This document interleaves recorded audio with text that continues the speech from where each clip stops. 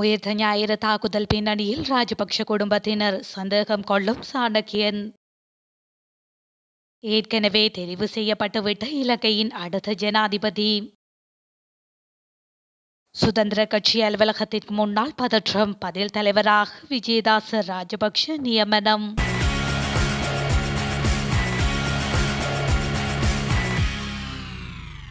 Easter குண்டுவெடிப்பு தாக்குதல் பின்புலத்தில் ராஜபக்ஷ குடும்பத்தினர் இருந்திருக்கலாம் என்ற சந்தேகம் வெளிப்படுவதாக மட்டக்களப்பு மாவட்ட தமிழ் தேசிய கூட்டமைப்பு நாடாளுமன்ற உறுப்பினர் ரா சாணக்கியன் தெரிவித்துள்ளார். குறித்த விடயத்தை மட்டக்களப்பு சியோன் தேவாலயத்தில் இன்று நடைபெற்ற ஈஸ்டர் குண்டு தாக்குதல் நினைவேந்தலில் கலந்து கொண்டு கருத்து தெரிவிக்கையிலேயே அவர் குறிப்பிட்டுள்ளார்.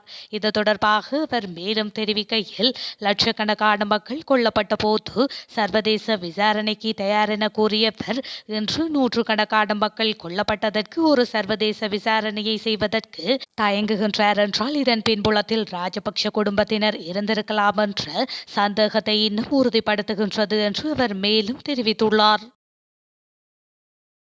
இலங்கையின் அடுத்த ஜனாதிபதியாக ரணில் விக்ரமசிங்கே ஏற்கனவே மக்களால் தெரிவு செய்யப்பட்டுவிட்டார் என்று நகர அபிவிருத்தி மற்றும் வீடமைப்பு துறை அமைச்சர் பிரசன்ன ரணதுங்க தெரிவித்துள்ளார். குறைந்த வருமானம் பெறும் குடும்பங்களுக்கு அரிசி வழங்கும் நிகழ்வு இன்று களனி பகுதியில் இடம்பெற்றது. இதில் கலந்து கொண்டு கருத்து தெரிவிக்கும் போதே அவர் மேற்கண்டவாறு குறிப்பிட்டுள்ளார். தொடர்ந்தும் தெரிவிக்கையில், தேர்தலை இலக்கு வைத்து அரிசி விநியோகம் செய்யவில்லை. பல்வேறு அரசியல் சித்தாந்தங்களை கொண்டவர்கள் இந்த திட்டத்தால் பயனடைகின்றனர். நாங்கள் தேர்தலை இலக்கு வைத்து இதை செய்யவில்லை. பல்வேறு அரசியல் சித்தாந்தங்களை கொண்டவர்கள் இங்கு உள்ளனர். பொருட்கள் விநியோகம் செய்யப்பட்டாலும் மக்கள் வாக்களிக்க மாட்டார்கள். நாட்டை பொருளாதார நெருக்கடியில் இருந்து மீட்க அவரால் தான் முடியும் என்பதால் மக்கள் ஏற்கனவே ரணில் விக்ரமசிங்கவை ஜனாதிபதியாக தேர்ந்தெடுத்து விட்டனர் என அவர் மேலும் குறிப்பிட்டுள்ளார். எனக்கு வாய்ப்பு கிடைத்தால் ஈஸ்டர் தாக்குதலின் மூளையாக செயல்பட்டவரை நிச்சயம் பிடிப்பேன் என ஐக்கிய மக்கள் சக்தியின் நாடாளுமன்ற உறுப்பினர் ஃபீல்டு மார்ஷல் சரத் பொன்சேகா தெரிவித்துள்ளார். கட்சி அலுவலகத்தில் இன்று இடம்பெற்ற விசேட ஊடகவியலாளர் சந்திப்பிலேயே அவர் மேற்கண்டவாறு தெரிவித்துள்ளார். ஈஸ்டர் தாக்குதல் நிகழ்ந்து 5 வருடங்கள் கடந்துள்ள நிலையில் அந்த தாக்குதலுக்கு மூளையாக செயல்பட்டவர்கள் இன்னமும் தலைமறைவாக உள்ளதாகவும் அவர் தெரிவித்துள்ளார். அரச புலனாய்வு பிரிவினர் தாக்குதல் நடத்தப்பட உள்ள திகதி, நேரம், இடம் போன்றவற்றை அறிவித்திருந்தும் தாக்குதலை தடுக்க நடவடிக்கை எடுக்காத முன்னாள் அரச பாதுகாப்பு அமைச்சர் முன்னாள் அதிபர் மைத்ரிபால ஸ்ரீசேனவுக்கு தண்டனை வழங்கப்பட வேண்டும். புலனாய்வு தகவலை மறைத்து அவர் தண்டிக்கப்பட வேண்டும் என்று அவர் மேலும் தெரிவித்துள்ளார். தேதலாவ பகுதியில் பாரிய விபத்து ஒன்றில் 7 பேர் ஸ்தலத்திலேயே பலியாகியுள்ளதாக காவல்துறையினர் தெரிவித்துள்ளனர். குறித்த விபத்தானது இன்று சற்று முன்னர் இடம்பெற்றுள்ளது. மேலும் இந்த விபத்தில் 18 பேர் படுகாயமடைந்துள்ளதாகவும் தெரிவிக்கப்பட்டுள்ளது. குறித்த பகுதியில் இடம்பெற்ற காரோட்ட பந்தய போட்டியின் போது இந்த விபத்து இடம்பெற்றுள்ளது. போட்டியில் பங்கு பற்றிய பந்தய காரொன்று பந்தய பாதையை விட்டு விலகி பார்வையாளர்கள் மீது மோதிக்கொண்டதில் இந்த விபத்து ஏற்பட்டுள்ளது. இதேவேளை விபத்தில் படுகாயமடைந்தவர்கள் வைத்தியசாலையில் அனுமதிக்கப்பட்டுள்ளனர். இந்த விபத்து குறித்த மேலதிக விசாரணைகளை காவல்துறையினர் மேற்கொண்டு வருகின்றமை குறிப்பிடத்தக்கது.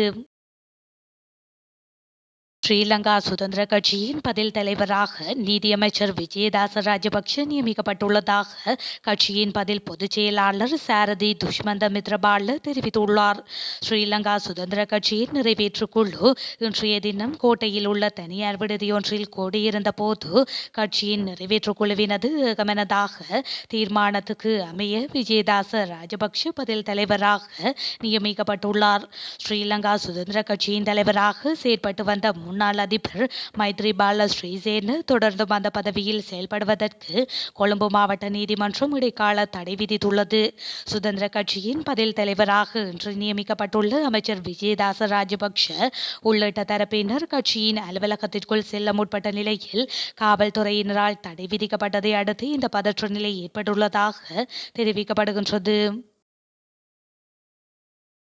இலங்கையில் 2019ஆம் ஆண்டு இடம்பெற்ற உயிர்த்த ஞாயிறு தாக்குதல்கள் தொடர்பில் பொறுப்புக்கூறல் அவசியம் என ஐக்கிய நாடுகள் சபை வேண்டுகோள் விடுத்துள்ளது. கொழும்பில் இன்று இடம்பெற்ற நினைவேந்தல் நிகழ்வில் இலங்கைக்கான ஐக்கிய நாடுகளின் நிரந்தர பதிவிட பிரதிநிதி மார்க் அண்ட்ரே பிரான்சி இவ்வாறு குறிப்பிட்டுள்ளார். இதேவேளை 2019 உயிர்த்த ஞாயிறு படுகொலைகளிற்கு யார் காரணம் என்பதை கண்டுபிடிப்பதற்கு முழுமையான வெளிப்படையான விசாரணைகள் அவசியம் எனவும் அவர் மேலும் தெரிவித்துள்ளார்.